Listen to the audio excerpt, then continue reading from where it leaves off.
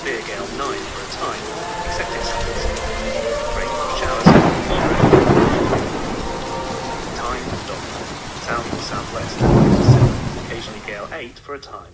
Rain for a time. Good. Okay. Good evening, guys. Welcome to StormRider. Are you ready for a kind of pretty intriguing and I think quite unique modification or adaptation of your G-Shock? Find it useful too. Before I go on, I'd just like to say I'd be really appreciative if you can like this video and also subscribe to the channel. I get loads of interesting conversations coming up around G-Shocks, and the more I grow this kind of this community, basically, the more feedback we can give each other on the models, which type we like, what suits different people. So yeah, I'll end that there, but please please like and subscribe. Now on to the subject of this video itself. It actually relates in some way to torches.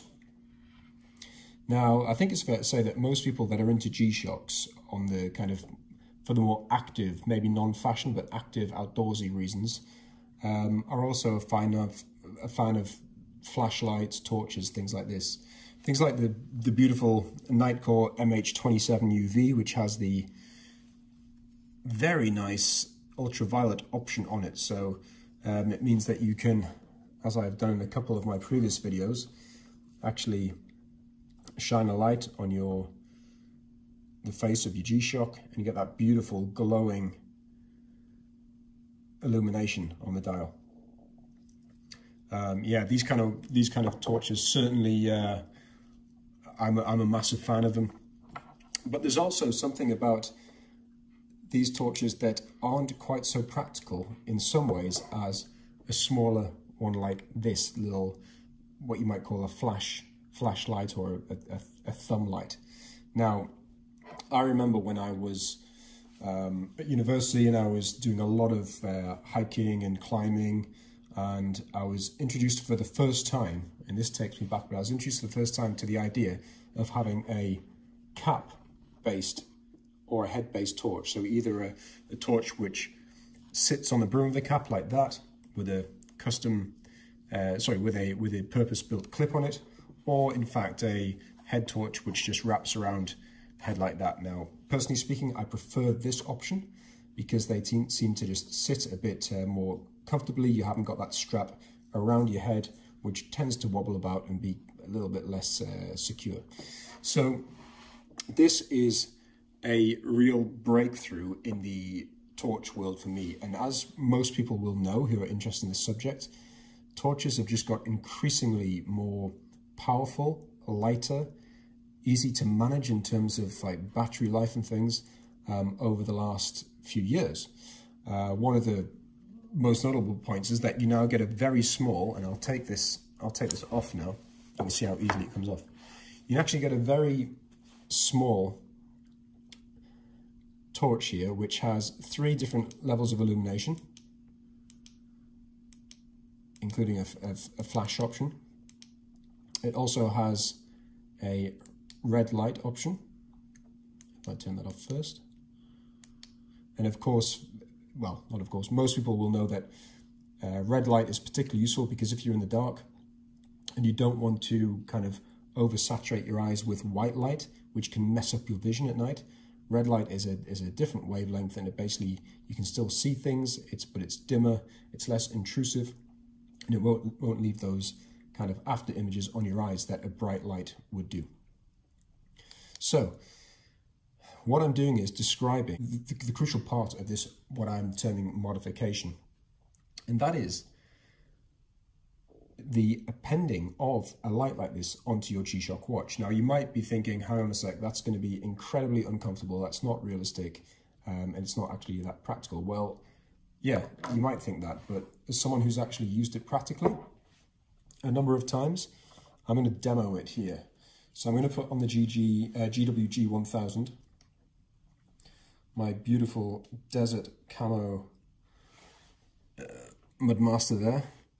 And I'm now going to show you how easily you can simply switch in this torch into the strap here, and it's in. And it's sitting flush with my wrist on the inside there.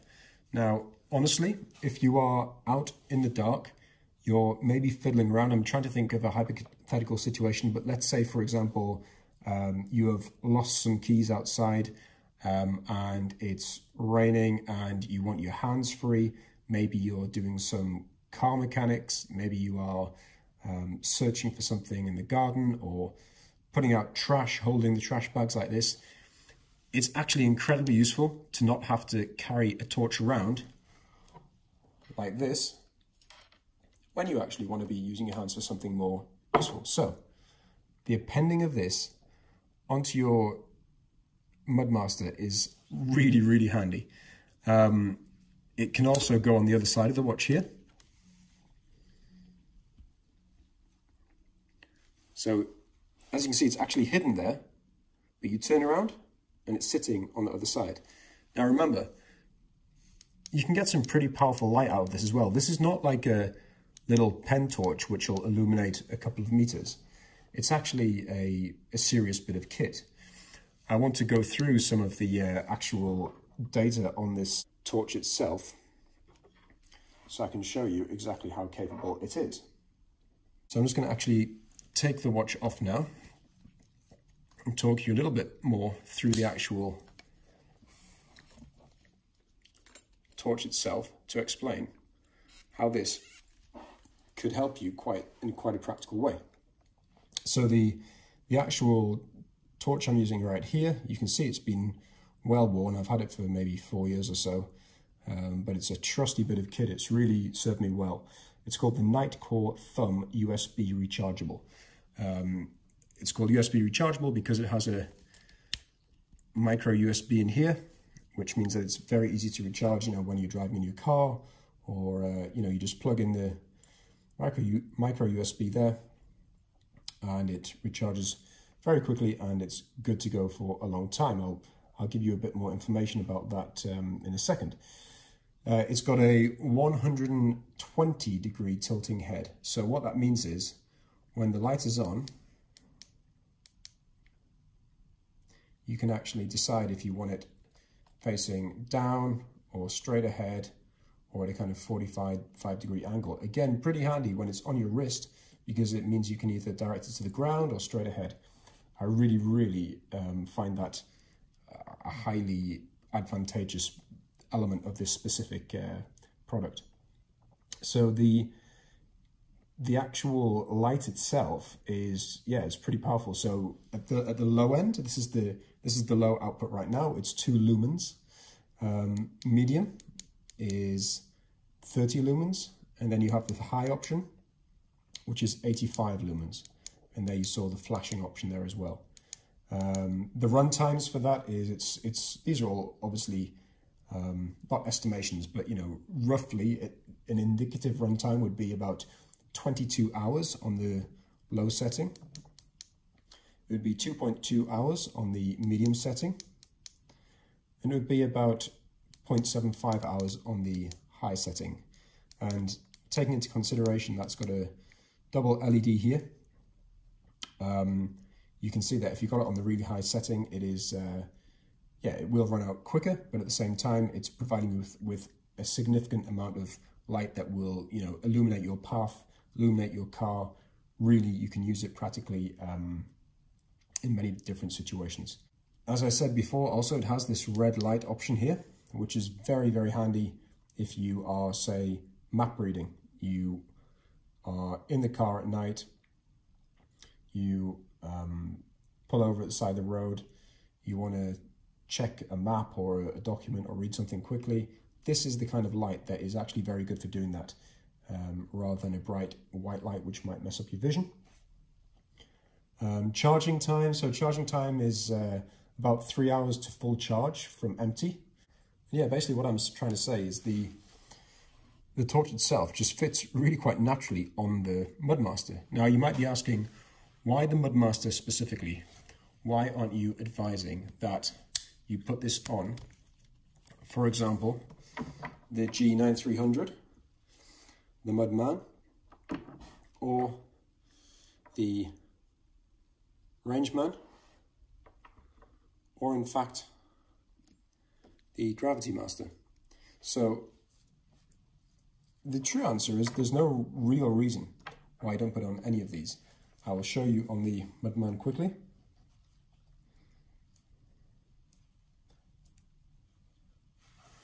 Here it is, and I slide it on here, and it's in there, and I can use it perfectly fine. So this is not a Mudmaster only solution. There it is on the underside of the Mudman. Again, comfortable. I don't actually notice this on my wrist now, and actually I don't think anyone else would notice that because it's hidden away on the underside. So it's got this kind of cyberpunk vibe to it as well, which is I think will appeal to some people as well. But yeah, so definitely works on the Mudman, no issues there. Let's have a quick look at the Rangeman when it goes. Now, as some people might know who've watched my videos before, I've got the carbon fiber strap on this Rangeman. In my opinion, that adds a little bit of extra kind of resilience to the strap itself, which, you know what, this works really nicely as well. So I might be kind of underselling it as just saying that it works on the Mudmaster, but yep, again, on the Rangeman, that's working nicely as well. Okay, so let's have a look on the GravityMaster, my beloved GPW 2000, which again has the carbon fiber strap. This is so comfortable. It's funny, I swear that some carbon fiber straps are more comfortable than others. This is one of the most comfortable watches on my wrist that I have, and I have a few G-Shocks with carbon fiber now. Let's see how the Nitecore fits onto it. Yeah, very nicely. There's definitely a good, you'll see here on the clip for Nitecore, it's got a good kind of slightly sprung clip here, and actually that distance here in the spring of the clip actually fits the strap fits very nicely when you're talking about something like the GravityMaster or the Mudmaster, or any of the Master of G's actually. I'll try it on the underside of the GravityMaster as well. You know what? Fits perfectly as well. Okay, I'm tempted to say that I shouldn't even specifically say this is for the Mudmaster at all. I think it works with virtually everything. Let's be crazy and try it on the metal square. So the beautiful metal square. As some of you will know, I opted for the factory rubber bracelet on this watch. I explained previously, I've got rather hairy arms, and also when I work out, my wrist thickness actually changes quite a lot. If I spend just a few sessions in the gym doing heavier weights, my wrists actually get thicker very quickly, and therefore if I go for a metal band, I end up having to adjust it too much, and that just gets frustrating. So I just like the fact that the rubber band, obviously you can just decide what setting to go on any time. You can actually see the proof is in the pudding here. I've obviously had this at 1, 2, 3 different positions over its lifetime. I think I've had this watch for, must be getting on for 1.5 years now, 2 years. So yeah, and of course, having hairier arms, that means that if you have the metal clasp, the hairs can get caught and ultimately nip your hairs, which isn't very nice. So I go for the rubber band. Let's see how the Nitecore fits on that. Okay, now you're starting to see why I am recommending the Master of G's, or these bigger G-Shocks, work with this this mod more than say the lighter squares or even the GA 2100. It's just basically, it's disproportionate. It doesn't feel right. It's getting a little bit cumbersome. The strap is much thinner, doesn't hold it as tight, and also it probably just is going to be more likely to damage this kind of strap compared to the carbon fiber strap on the GravityMaster, for example. So yeah, I wouldn't be recommending using it on this watch. The other watch, of course, I wanted to just show it on was the fantastic GGB 100, the new incarnation of the Mudmaster. Incidentally, we've been having lots and lots of conversations with people going through the process of choosing between the GGB 100 and the GWG 1000. Look at that, looks pretty cool. On this watch, again, got that cyberpunk type feel, like that kind of hidden modification under your wrist. I really like that, and I'm actually going to show you a video shortly of it being used in a dark environment in one of the cars, actually. So there you go, it sits under there. Let's fire up the red light underneath. And you can also see that there's a flashing option on this thumb, the Nitecore Thumb, as well, on the red light.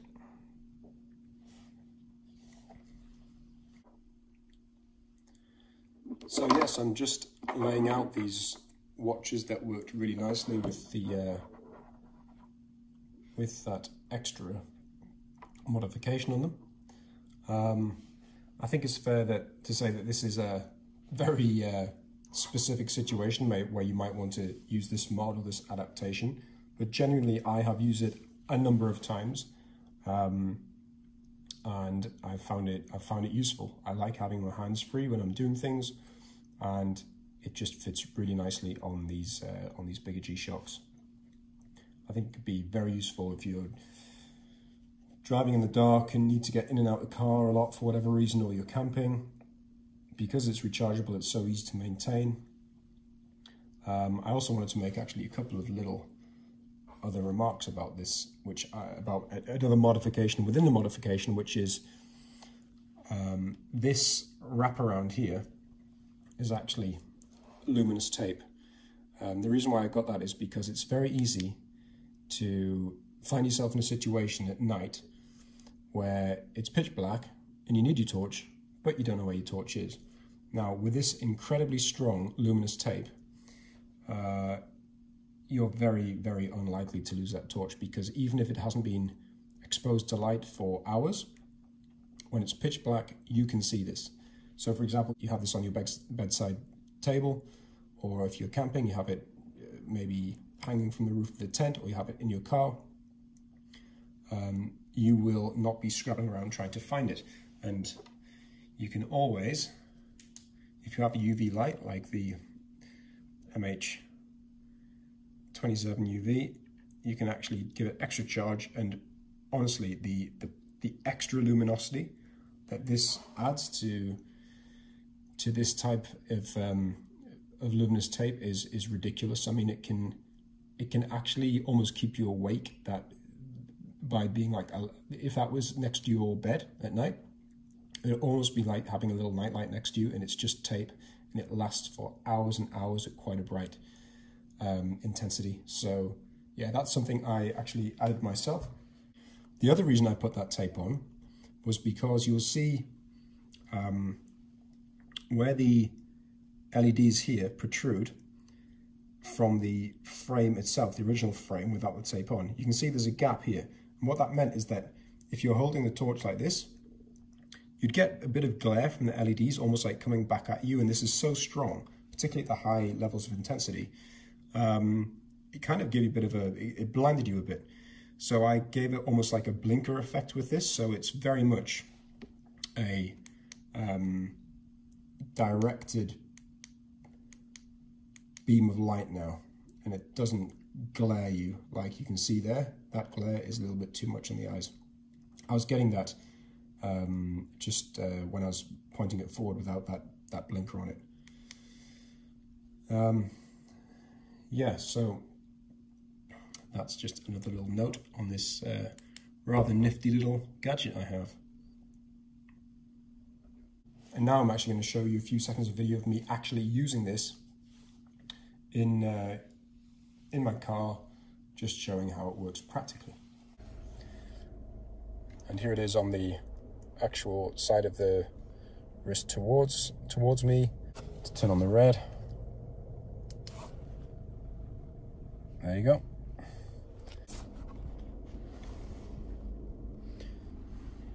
Here we go if you want to change the angle of the actual torch itself. So I just wanted to show a practical example of the torch, the Nitecore Thumb, sitting on the far side of the GW G1000 strap. You can't even see it right now. It's very low key. It's tucked away there. The watch is turning on its own backlight there with the auto backlight. Very nice to see. And when the wrist is turned over, there you see the torch itself, not impending in any way, not affecting movement of the wrist. So yeah, just trying to show that it is genuinely inobtrusive but very practical at the same time.